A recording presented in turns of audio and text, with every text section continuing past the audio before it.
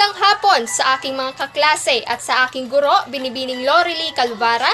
Ako po si Joyce Ann Salarda, ang inyong tagapag-ulat sa akademiko sa wikang Filipino. Halina't samahan ninyo ako tuklasin ang pagkakaiba-iba ng mga variety ng wika. Ang wika ay bahagi ng kultura ng kasaysayan ng bawat lugar.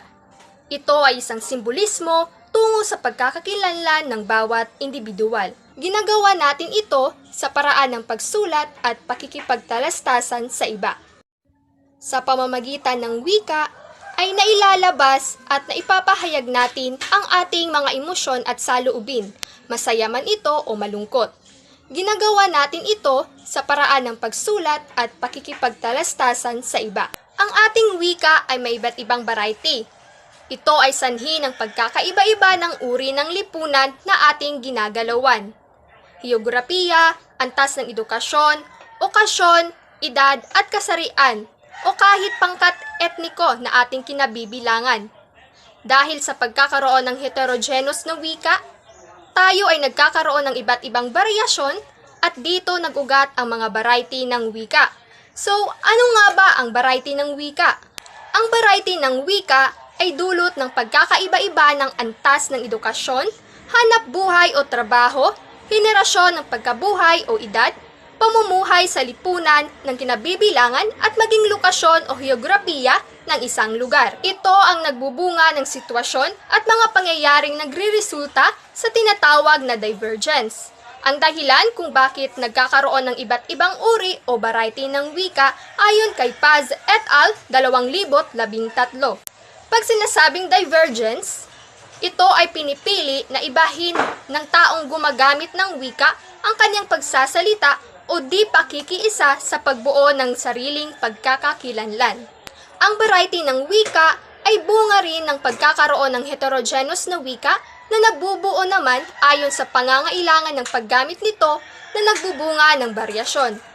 Hindi maiiwasan ang pagkakaroon ng variety ng wika dahil sa pakikipag-ugnayan ng tao sa kapwa-tao mula sa ibang lugar na may naiibang kaugalian nito. Isa-isahin natin ang iba't ibang variety ng wika. Nariyan ang dialect, sociolect, idiolect, ethnolect, register, pidgin at creole. Halina't unahin natin kung ano ba ang dialect.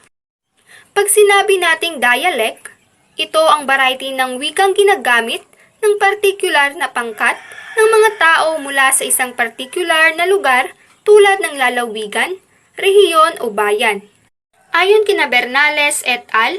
2016, ang mga dialect ay makikilala hindi lamang sa pagkakaroon nito ng set ng mga distinct na bokabularyo kundi maging sa punto o tono at sa estruktura ng pangungusap.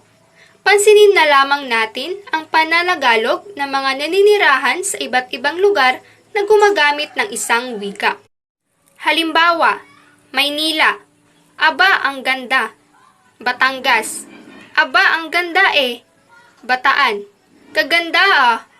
Rizal, kaganda hein. Isa pang halimbawa, pinapalitan ang panlaping om ng mag. Magkain tayo sa mall. Kumain tayo sa mall. Maaaring gumagamit ang mga tao ng isang wikang katulad ng sa iba pang lugar. Subalit, naiiba ang punto o tono. May magkaibang katawagan para sa isang kahulugan, iba ang gamit na salita para sa isang bagay o magkakaiba ang pagbuo ng mga pangungusap na siyang nagpapaiba sa dialect ng lugar sa iba pang lugar. Tumungo naman tayo sa sociolect. Sociolect, ito naman ang tawag sa variety nabubuo batay sa dimensyong sosyal. Tinatawag din itong social na variety ng wika dahil nakabatay ito sa mga pangkat panlipunan. Ayon kay Robreco 2009, ang sociolect ang pinakamahusay na palatandaan ng estratifikasyon ng isang lipunan na siyang nagsasaad sa pagkakaiba ng paggamit ng wika ng mga tao na nakapaloob dito batay sa kanilang katayuan sa lipunan at sa mga grupo na kanilang kinabibilangan.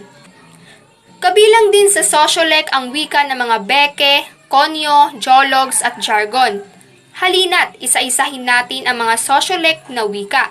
Unahin natin ang wika ng Beke o tinatawag na Gay Lingo.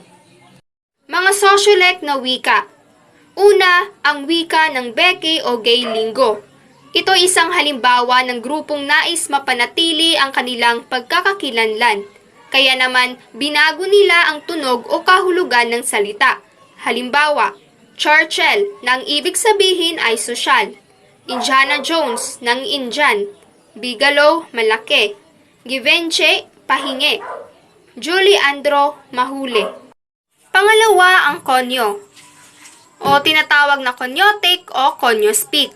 Ito ay isang variant ng Taglish na may ilang salitang Ingles na inihalo sa Filipino kaya't masasabing code switching na nangyayari. Halimbawa, Kaibigan 1, let's make kain na. Kaibigan 2, wait lang, I'm calling Ana. Isa pang halimbawa, magnanakaw, hold up, make bigay all your things, don't make gala or I will make tusok you. Police, make suko, we made you napapaligiran. Halimbawa, if I get takot, would you hawak me tight? If I make something mali, would you make it right? If I build an apoy, would you bantay the flame? If I said I miss you, would you ramdam the same? Naririnig sa mga kabataang may kaya at nakapag-aral sa eksklusibong paaralan. Pangatlo, ang Jologs o Jejemon. Ito ay nagmula sa salitang Jeje na isang paraan ng pagbaybay ng hehe at ng salitang Hapon na Pokemon. Ito ay nakabatay sa wikang Ingles at